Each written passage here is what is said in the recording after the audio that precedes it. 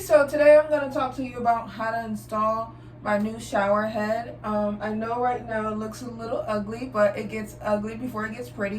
In the box we have the overhead shower head, the shower arm for that, then the cover plates, then we have the regular shower head and the control arm for that one as well. Next we cover plate for that, and then it will be followed by the connector piece for the detachable feature and then the tubing for that. Then we have the feature that controls the water valve and then the wall plate associated with that. Next we have the actual valve body, which connects all the pieces together.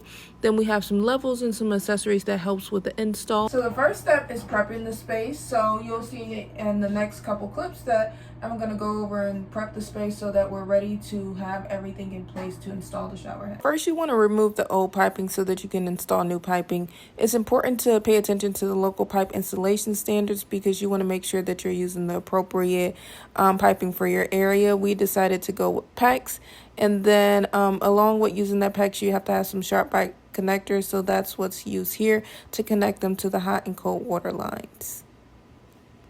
Next, you want to prepare the male adapters to secure into the valve body. So in order to do that, you want to make sure you place Teflon tape around it.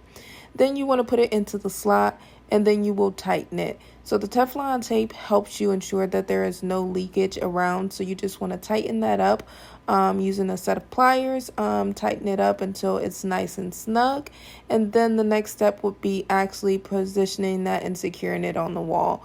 Before you lock it in place, you want to make sure you mark your markings on the wall to ensure that it's nice and leveled. And then you'll take the drill and drill that in. And there is a level right on the valve body to ensure that it's secure.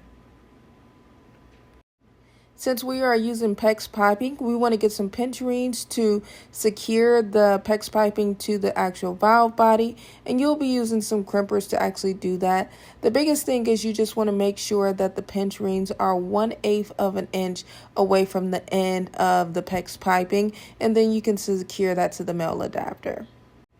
At this stage, I brought in some backup to make sure everything was nice, tight, and secure to the appropriate piping. As you can see here, we now have everything all attached. Very important note is to make sure that you are looking at the indicators on the valve body to ensure that you're attaching the piping to the right shower head that it will control. For the detachable shower head, it's important for you to have an ear drop. This piece allows you to connect the detachable feature to the valve body, as well as have something to mount the detachable shower head to. So it's important to make sure you put that on a good position in the wall, that it's aligned with the shower body. Then you want to proceed with the steps of adding the PEX piping to connect that to the valve body. Here you may have to get a little creative behind the wall because you may have to run the piping in a way that it connects to the appropriate slot on the valve body. Here again, I got some assistance to speed up the process, but as I said before, it's important to make sure you're connecting it to the appropriate slot on the valve body and also making sure that you're keeping that 1/8 of an inch.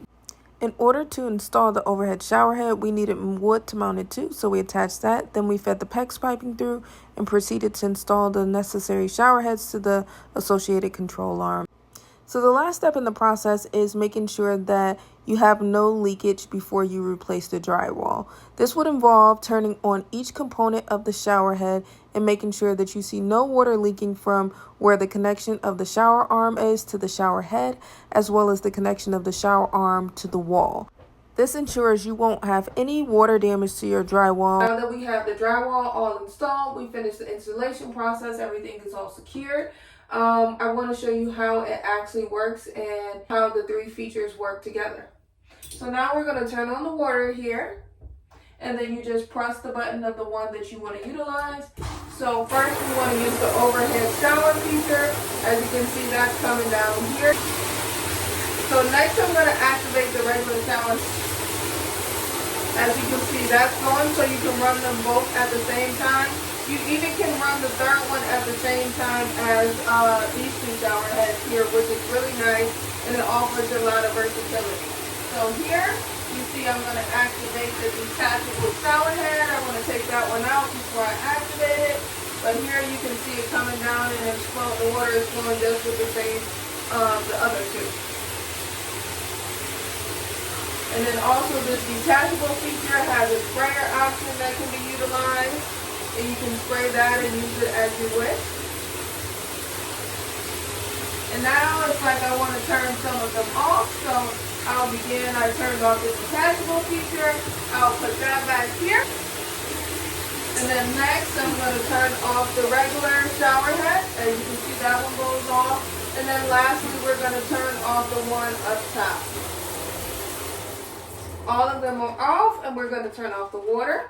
So thank you for watching my installation video. I hope you found it to be really, really helpful, and I hope you found it to be a really seamless process for hooking this up. I do recommend that you check out your local pipe installation standards before you begin the installation process. It's going to be very important so that you can know what type of piping to install in your walls and etc. Also too, I want to note is you want to make sure that you get the appropriate measurements when you're installing the shower head, especially the overhead feature, because you want to make sure you have the appropriate ceiling height so that you can install that feature correctly. So thank you guys for tuning in. I hope you enjoyed this video.